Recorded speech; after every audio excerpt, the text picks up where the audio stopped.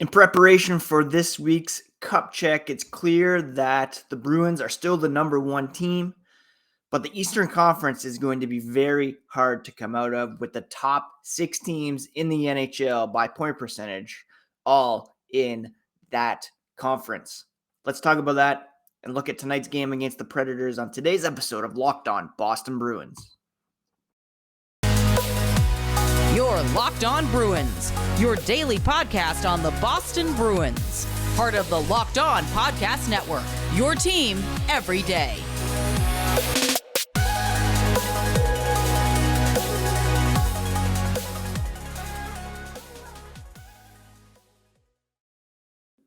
What is up, Bruins fans, and welcome to a game day episode of Locked On Boston Bruins. I'm your host, Ian McLaren, and this is a daily show where we discuss all things Spoked B. Today is Thursday, February 16th, and I want to thank you so much for making Locked On Bruins part of your day every single day. The podcast is free and available on all podcast platforms as well as on YouTube. So please do smash that subscribe button so that you never miss a thing. You can find the podcast at Locked NHL Bruins on Twitter and Instagram. And you can find me, my dad jokes, and hockey tweets at Ian C. McLaren. Let's dive right into this week's Cup Check as the Bruins get ready to take on the Nashville Predators tonight on the road, an 8 p.m. Eastern start. And the hope is that Jake DeBrusk will be back in the lineup after missing over a month with a hand and foot injury suffered in the Winter Classic back on January 2nd. He's been out for roughly 6 weeks now, which has hurt the Bruins offensively. Surely the power play has been struggling, but still they remain the top team in the NHL by pretty much all measures. 48-5 record, 85 points, an .802 point percentage, and a plus 81 goal differential, which is miles better than the New Jersey Devils in second at plus 43.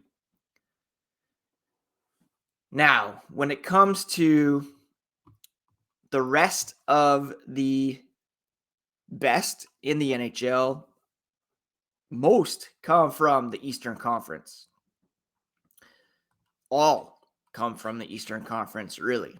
If you look at the top five, even extend it to the top six, they're all Eastern Conference teams, meaning let's assume the Bruins take their first round matchup against, right now it would be the Washington Capitals. Second, third rounds will be very difficult, no matter how you slice it. In second place, in terms of point percentage, you have the Carolina Hurricanes. They're at 736, 35, 10, and 8. They have a plus 34 goal differential. Then you have the New Jersey Devils in third, 35, 13, and 5, a 708 point percentage. Let me just share my screen here so you can see how difficult the Eastern Conference is. So those are two teams from the Metro. And then you have powerhouses from the Atlantic Division who seem destined to play each other once again in the opening round in the Tampa Bay Lightning and the Toronto Maple Leafs. Now, the Maple Leafs beat Chicago last night, so they are ahead of Tampa Bay in terms of points, but Tampa has the slight edge in point percentage, 676 versus 673. Toronto with a decided advantage in terms of goal differential at plus 39 versus plus 34. So again, let's be optimistic, assume the Bruins take care of the wildcard team in the opening round quite handily.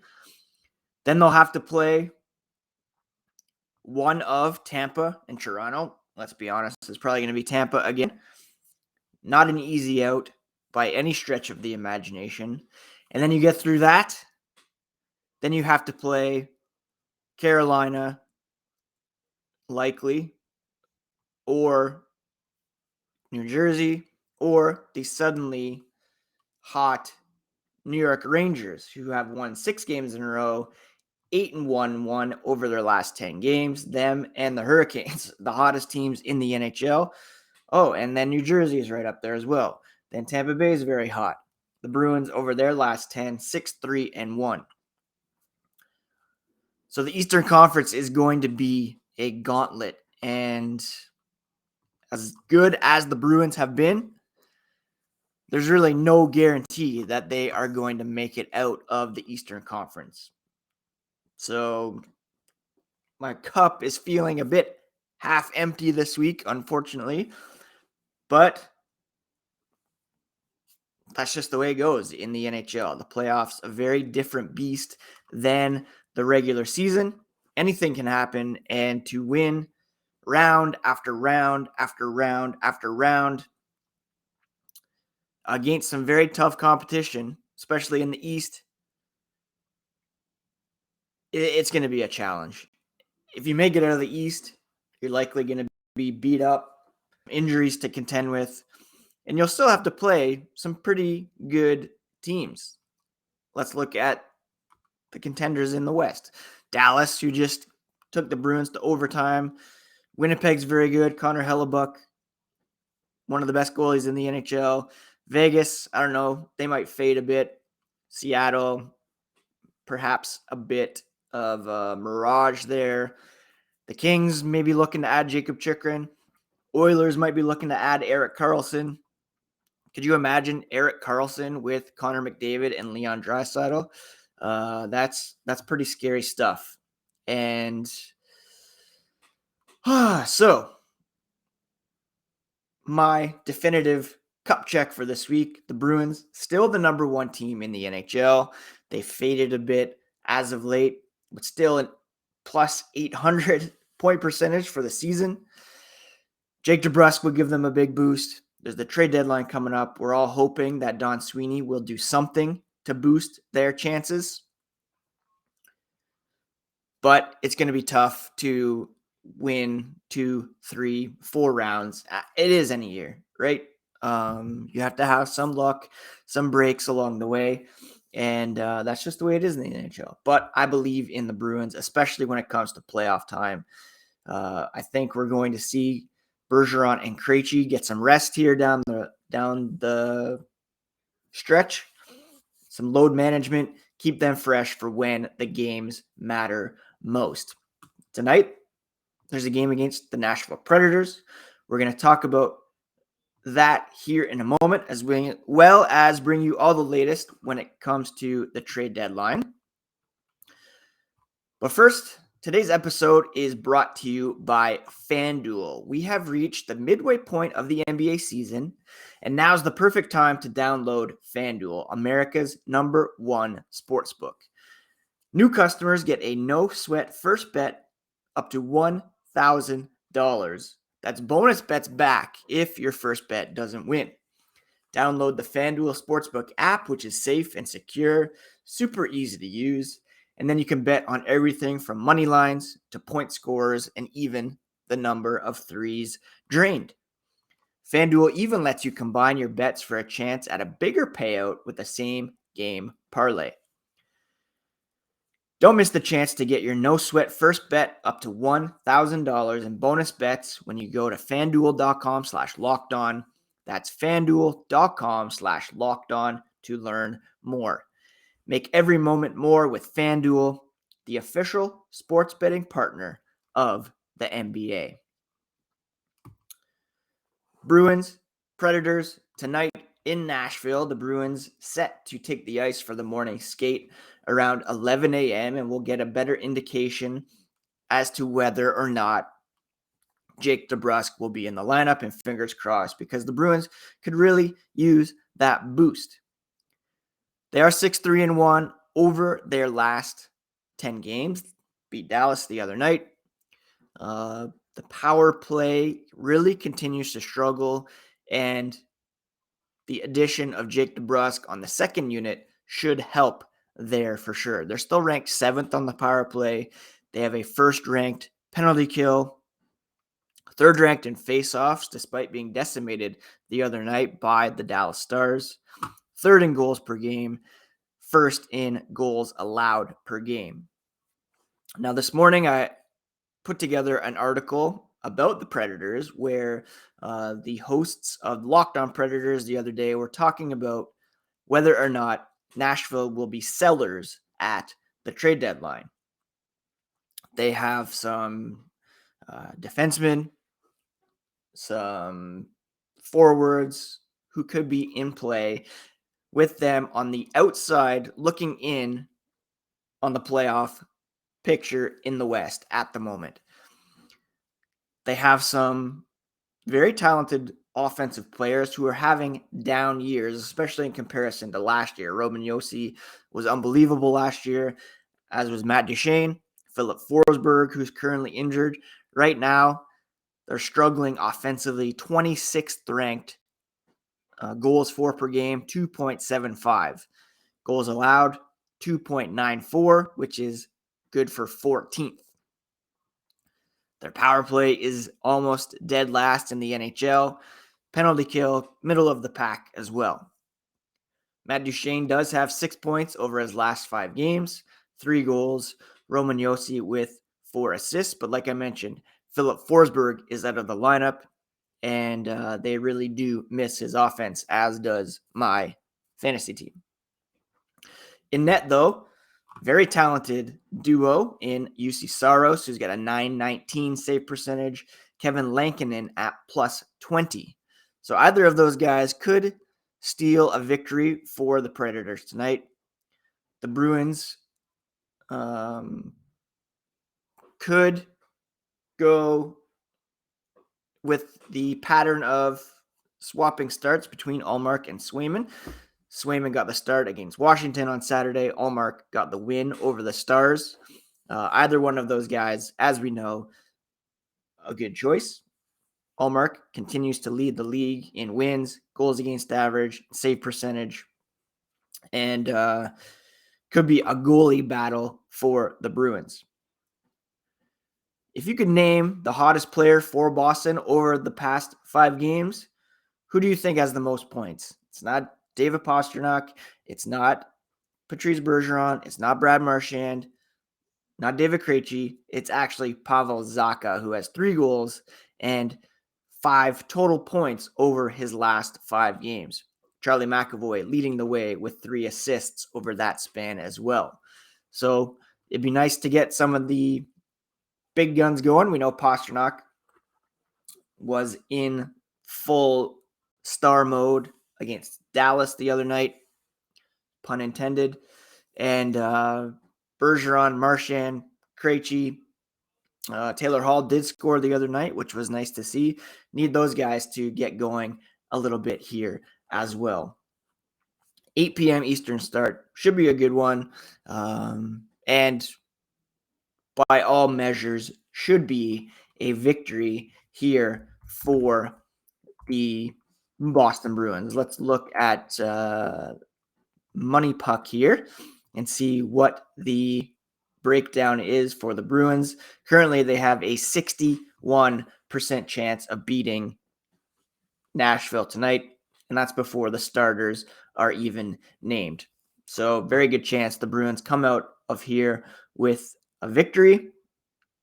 And that'd be great to see. They have a couple home games coming up following this mini 2-game road trip, and then they head out west for 4 games.